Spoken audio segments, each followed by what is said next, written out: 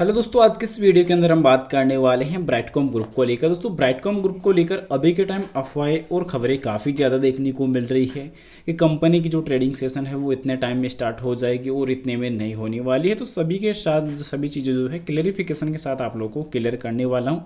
तो जानकारी very important रहेगी। दोस्तों, फिलहाल यहाँ पर अगर बात की जाए तो कंपनी की तरफ से दोस्तों जो लगातार पिटीशन जो डाली जा रही थी उसका दोस्तों रिगार्डिंग जो लगातार कंटिन्यूसली दोस्तों जो अपडेट आ रही थी वो अपडेट दोस्तों लास्ट टाइम चेंज होती हुई देखने को मिली थी। सेटिस्फेक्शन के लिए मैं आप लोगों को बता दूं कि कंटिन्यूसली जिस प्रकार ये देखने को मिल रहा था कि पिटीशन जो डाली जा रही थी वो दोस्तों दो तरीके से डाली गई थी। जो रेस्पॉन्ड किया गया था उसमें भी दो चीज़ें खास कर थी। दोस्तों, पहली चीज़ तो ये देखने को मिली थी कि बॉम्बे स्टॉक एक्सचेंज यानी कि बीएससी को दोस्तों जो हाई कोर्ट की तरफ से, तेलंगाना हाई कोर्ट की तरफ से दोस्तों लास्ट टाइम वार्निंग दे दी गई थी। साथ ही साथ सेबी को भी दोस्तों ये वार्निंग ऑलरेडी मिल चुकी है। अब इसमें क्या वार्निंग वाली क्या चीज़ है वो दोस्तों सबसे पहले क्लियर करना इंपॉर्टेंट रहेगा।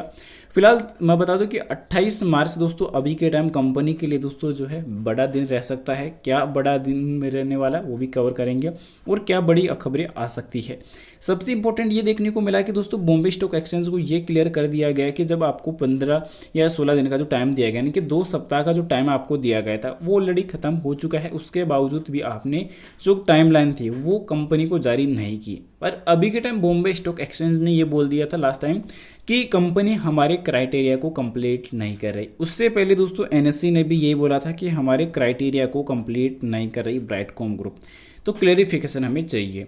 फिर दोस्तों जैसे ही कंपनी ने यहाँ पे अपना क्लेरिफिकेशन रिप्लाई के तौर पर वापस अपना रिजल्ट जो है अपलोड किया था एनएससी की वेबसाइट के ऊपर, तो अगले ही सुबह एनएससी की तरफ से क्लेरिफिकेशन ये देखने को मिला कि एनएससी ने ग्रीन सिग्नल जो थे वो ऑलरेडी मार्केट में दिए और कंपनी को बधाई देते हुए ये बोला कि ब्राइटकॉम ग्रुप मेसर्स लिमिटेड को बधाई हो, हमारी तरफ से अभी के टाइम सभी जो चीज़ें हैं वो क्लियर हो चुकी है, क्लेरिफिकेशन जो है वो सॉर्ट आउट हो चुका है। तो हमें अब कोई भी दिक्कत इस क्लेरिफिकेशन पे नहीं है। तो अब हमारी तरफ से तो अब जब बीएससी चाहेगी तब टाइमलाइन जारी कर सकती है, क्योंकि हमारी तरफ से कोई भी जो अड़चन है या प्रॉब्लम है वो अब नहीं रहने वाली।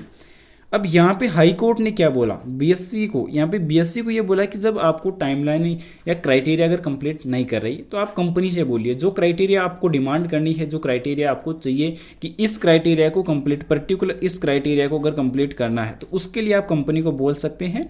तो कंपनी उस पर क्या रेस्पॉन्ड करती है, क्या रिप्लाई करती है, कंपनी उस क्राइटेरिया को कंप्लीट करती है या नहीं, तो उसके लिए फिर कंपनी जिम्मेदार रहने वाली है। बाकी आप इस प्रकार बिना वजह के, आप बिना किसी जवाब के आप इस प्रकार 6.5 लाख इन्वेस्टरों का पैसा आप इस तरह अटका के नहीं रह सकते, क्योंकि मिनिमम कंपनी की ट्रेड फॉर ट्रेड सेगमेंट में minimum Monday to Monday segment में कंपनी की या तो ट्रेडिंग सेशन स्टार्ट होनी चाहिए या फिर रेगुलर होनी चाहिए।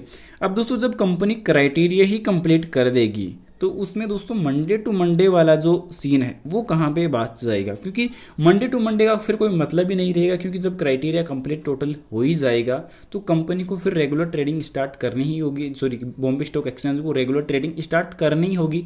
क्योंकि फिर बॉम्बे स्टॉक ये नहीं कह सकता कि अभी हम मंडे टू मंडे सेगमेंट में ही कारोबार कराने देंगे, तो ये वाला जो सीन है वो टोटली खत्म हो जाएगा। तो यूँ कह सकते हैं कि Monday to Monday trade for trade segment में वो वाला जो ट्रेडिंग है वो बिल्कुल नहीं रहने वाला है। क्योंकि अभी मेन चीज़ जो थी उसके बाद सेबी को भी दोस्तों इस चीज़ पर अभी के टाइम जो था लास्ट टाइम हाई कोर्ट ने इस पर रिप्लाई ये किया था कि सेबी भी इस चीज़ पर ध्यान क्यों नहीं दे रही, क्योंकि सेबी को भी स्टॉक एक्सचेंज यानी कि बॉम्बे स्टॉक एक्सचेंज को ये क्लियर करना चाहिए कि आखिर जो क्राइटेरिया कंप्लीट करना चाहिए, जो क्राइटेरिया की डिमांड की जाए तो वो आप यहाँ पे ले सकते हैं कंपनी से, पर बिना किसी रीज़न के फिर आप इस प्रकार जो है लोगों का पैसा यहाँ पे होल्ड नहीं रख सकते। लोगों को गुमराह करने का जो काम है वो आप इस तरीके से नहीं कर सकते। तो अब रीजन जो है फाइनल जो अपडेट है वो 28 मार्च का रहने वाला। अब 28 मार्च को दोस्तों कंपनी अपने क्राइटेरिया को लेकर दोस्तों क्या बड़ी अपडेट जो है कि सेटिस्फेक्शन के लिए बीएससी को क्या रिप्लाई कर पाती है, बीएससी क्या डिमांड करती है कंपनी से, वो सबसे ज़्यादा इंपॉर्टेंट रहने वाला है। क्योंकि ब्राइटकॉम ग्रुप पहले ही अपनी सेटिस्फेक्शन कंप्लीट करने के लिए लगातार एक्सचेंज के साथ जो है कॉम्प्रोमाइज़ कर रही है, या यूँ कह सकते हैं कि उनके साथ लगातार मिलजुल कर काम करने का जो काम है वो अभी कंपनी कर रही है। उसके बावजूद भी कंपनी के ऊपर अगर इस प्रकार की जो लगातार लोगों का पैसा अटकाने का जो काम है वो एक्सचेंज ओनली बीएससी कर रहा है, बॉम्बे स्टॉक एक्सचेंज कर रहा है। साथ ही साथ यहाँ पे सेकेंडरी जो बड़ी जिम्मेदार रहने वाली है तो वो रहने वाली है सेबी। जब सेबी को ये मालूम था कि कंपनी अपने रिजल्ट जारी नहीं कर रही है तो यहाँ पे सेबी को इस चीज़ पर एक्शन जल्द से जल्द ये लेना चाहिए कि कंपनी अब तक 2 रिजल्ट जो है, क्वार्टरली जो रिजल्ट्स है वो जारी नहीं करी है।